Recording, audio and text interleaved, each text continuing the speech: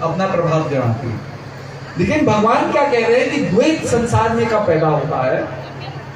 जहां मैं है वहां मेरा है, जहां मेरा है वहां तेरा है।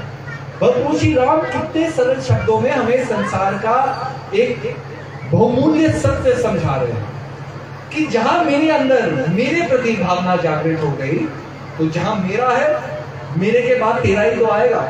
ये तो माहौल फिर से बदल गया। हम धर्म की बात करेंगे, राजनीति की नहीं। तो जैसा कि हम कह रहे थे कि जब हमारे मन के अंदर अहंकार अभिमान आता है तो स्वाभाविक है कि अपनी चेतना की पवित्रता से हम दूर हो जाते हैं। तो जब तक रावण रूपी अहंकार हमारे अंदर रहेगा, जो मन और आत्मा का मिलन होना चाहिए, प्रभु श्री राम सीता का मिलन होना चाहिए, वो मिलन नहीं होगा। पर आगे ही प्रभु श्री राम का जीवन हमें बताता है कि कैसे रावण को प्रयास किया जा सकता है। अहंकार कोई ऐसी चीज नहीं है जिसको हम अपने जीवन में उससे प्रबल नहीं हो सकते, उसके प्रभाव से परे नहीं हो सकते। तो जब प्रभु श्री राम लंका तक पहुंचते हैं, लंका पे आक्रमण करते हैं, तब दो ऐसी शक्तियां हैं जो हमेशा प्रभु श्री राम के साथ होती हैं, हनुमान जी और लक्ष्मण जी। और ये वो ऐसी अलग अलग शक्तियां थी कि अंतिम लड़ाई तक, अंतिम समय तक उन्होंने प्रभु श्री राम का साथ दिया। तो हनुमान शक्ति का अर्थ क्या है? जिस व्यक्तित्व ने अपने मान का हनन कर दिया। इसलिए प्रभु श्री राम के जीवन को अगर आप देखें तो प्रभु श्री राम का पूरा इतिहास बिना भगवान हनुमान जी के इतिहास के बिना अधूरा है। क्यों? क्योंकि भगवान तक वही पहुंच सकता है जिसके अंदर अहंकार ना हो। कबीरदास जी ने भी इस चीज को बड़े सुंदर तरीके से समझाया। उन्होंने कहा, जब हरि थे तो मैं नहीं, जब मैं था तो हरि नाही, प्रेम की गली इतनी साकरी, उसमें दो न समा। जब मैं था तो हरि नहीं, जब हरि थे मैं नहीं। क्या कहा कि जब मैं था, जब मेरे अंदर अहंकार था तो मैं, मेरे अंदर नहीं मैं था, मैं तो प्रभु से बहुत दूर था। और प्रभु कब आए? जब प्रभु थे मैं नहीं, जब मैंने अपने अहंकार का खत्म, अपने अहंकार का हनन कर दिया, तब मैंने प्रभु के वर्चस्व को समझा। और फिर क्या कहा कि प्रभु तक जो जाने का रास्ता है, जो भक्ति का जो रास्ता है, प्रेम की गली इतनी साकरी, इतनी छोटी, उसमें दो भावना नहीं समाती, उसमें दो न समाती। तो अगर प्रेम से हम प्रभु को प्राप्त करना चाहते हैं तो प्रेम ही एक ऐसा भाव है जो हमें प्रभु तक ले जाएगा। उसके अंदर अहंकार, अभिमान, राग, द्वेष, नफरत, ईर्ष्या, ये भावनाएं अगर हमारे प्रेम भाव से जुड़ गई तो वो गली इतनी साकरी है, हम उस गली में ही कहीं फंस जाएंगे, अपनी मंजिल तक नहीं पहुंचेंगे। तो महान पुरुषों ने हमेशा हमें जागृति की ओर अग्रसर किया कि जागो भाई, तुम सोए हुए क्यों हो? तुम्हारे अंदर एक ऐसी छिपी हुई शक्ति है, तुम्हारा परम जो सत्य है, उससे तुम वंचित हो। वंचित क्यों हो? क्योंकि हमारा मन भटकता रहता है, मन चलायमान है, मन चंचल है। और मन इतना चंचल है कि किसी एक जगह पर जाकर वो रुकता नहीं, उसके अंदर एकाग्रता नहीं है, उसके अंदर स्थिरता नहीं है। लेकिन जब भगवान की कृपा से हमें सच्चे गुरु महाराज जी के सानिध्य की प्राप्ति होती है, उनके आशीर्वाद की प्राप्ति होती है, उनसे हम ज्ञान के जो चार बिंदु हैं उनको हम समझते हैं, चार क्रियाओं को पाते हैं, तब धीरे धीरे उन क्रियाओं पे, उन रास्ते पे चल करके हम अपने मन को स्थिर कर सकते हैं। तो हनुमान जी क्या थे? जिन्होंने अपने मन के अंदर कभी अभिमान को नहीं आने दिया, मान बढ़ोतरी को नहीं आने दिया। आज हम थोड़ी चीजें प्राप्त कर ले जीवन में, आज एक वकील वकालत करे तो वो सबको यही समझाता है, तुम जानते नहीं मैं कौन हूँ। मतलब उसके अंदर इतना अभिमान तो आ गया कि मैं सबसे बड़ा हूँ, या और लोग मेरे से छोटे हैं। एक डॉक्टर अपनी कला से लोगों को ठीक कर रहा है, लेकिन उसके अंदर डॉक्टर होने का भी अभिमान है। कभी उसकी लड़ाई किसी से हो जाए तो सबसे पहले यही सुनाएगा, तुम जानते नहीं मैं कौन हूँ, मैं डॉक्टर हूँ।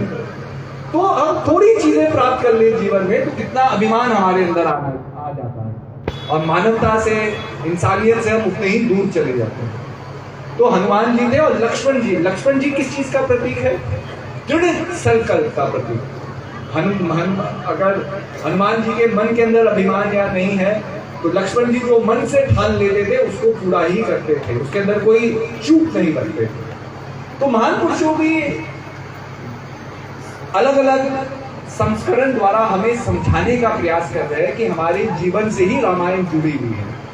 अगर अपने मन को हम अयोध्या बनाएंगे, बिना किसी युद्ध के रखेंगे, मन में एकाग्रचित भाव रखेंगे, मन को पवित्र बनाएंगे, अपने अभिमान का हनन करेंगे, अपने मन में दृढ़ संकल्प रखेंगे, कुशलता पूर्वक अपनी इंद्रियों पे हम अपना उसके ऊपर नियंत्रण रखेंगे, तो जरूर प्रभु श्री राम भी हमारे हृदय में जन्मेंगे और हमारा जीवन भी राम राज्य में परिवर्तित होगा। लेकिन ये जीवन का संघर्ष वास्तविकता में एक बहुत बड़ा संघर्ष होता है। देखिए, हम किसी चीज की प्राप्ति करते हैं, उस प्राप्ति के पीछे त्याग, तपस्या और बलिदान हमेशा रहेगा। अगर हम ये सोचे कि जीवन बिना कुछ लिए हमें कुछ देगा, तो ये तो मैं मानता हूं संभव नहीं है। उम्र के साथ हमें कौशलता मिलती है, हमें बुद्धि मिलती है, लेकिन उम्र के साथ काया भी चली जाती है, शरीर की शक्तियां भी चली जाती है। तो जीवन में कुछ मिलता है तो जीवन में कुछ जाता भी है, लेकिन जीवन में वो चीज हमसे जाए जो चीज हमारे जीवन में शेष नहीं है। हम जब संसार को देखते हैं, हम संसार को बंधनों में बांध देते हैं। बंधन किस चीज से प्राप्त होते हैं?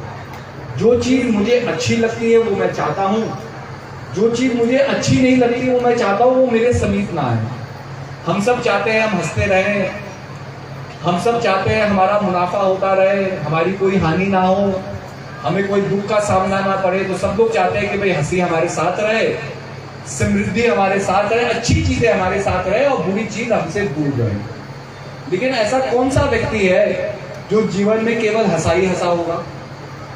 क्योंकि भाई हंसना क्या है, जब तक रोगे नहीं तब तक जीवन में हंसना भी नहीं आएगा, या हंसना की महत्वता को या उसकी गहराई को हम नहीं समझेंगे। तो भगवान ने जो संसार को बनाया है बड़े सोच समझ करके बनाया है।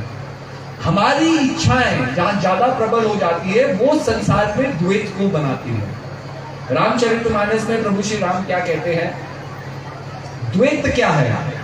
हमारे महापुरुषों ने हमेशा यही बताने का प्रयास किया, एकम सत्यम विप्रा बहुधा वदंती। सत्य की परिभाषा कभी बदल नहीं सकती। हम अलग अलग दृष्टिकोण से उसे देख ले, अलग अलग शब्दों में उसे समझाने का प्रयास करें, लेकिन सत्य वही चीज है जो निरंतर है, जो हमेशा बदलती नहीं है। अब जीवन के साथ साथ हमारी सोच बदल जाती है, हमारा पहनने का लिहाजा बदल जाता है। आप किसी व्यक्ति को पैसे दे दो, उसकी आदतें बदल जाएगी। किसी को आजादी दे दो, उसका स्वभाव बदल जाएगा। किसी को पावर दे दो तो उसका स्वभाव बदल जाएगा। ये सब चीजें बहुत बारीकी से हमें इन्फ्लुएंस करती है, हमारे ऊपर अपना प्रभाव जमाती है। लेकिन भगवान क्या कह रहे हैं कि द्वैत संसार में कब पैदा होता है? जहां मैं है वहां मेरा है, जहां मेरा है वहां तेरा है। प्रभु श्री राम कितने सरल शब्दों में हमें संसार का एक बहुमूल्य सत्य समझा रहे हैं कि जहां मेरे अंदर मेरे प्रति भावना जागृत हो गई, तो जहां मेरा है, मेरे के बाद तेरा ही तो आएगा। ये